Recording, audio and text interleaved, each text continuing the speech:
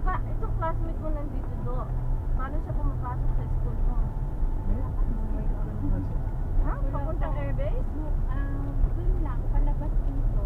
Kasi wala pa sila yung jeep dito noon. Kaya sa umaga, sa hapon, pag-iwan. Ano? Wala na. Wala na. Wala ka rin naman layo. Hmm? Layo? Hindi mo na matandaan? Hindi sila. May mga biyahe naman siguro. Layo.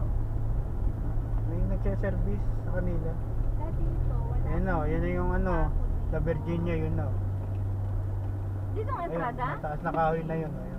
Pero hindi. Oo nga. Nakita ko kayo. Ayun na yun. Ayun na Jay. Ayun ni Jay nung tumira dito. Yun o.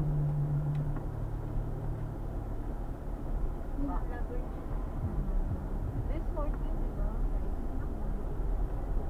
Bakod na lang dito eh. Mag-broke ka na. Mahal. Kasi mura ka na yun eh. Walang katao-tao. Bakit nga? Liblib eh. Liblib lang. Ang ganda. Liblib na lang. Pag high five. Sarap magpahangin na, no?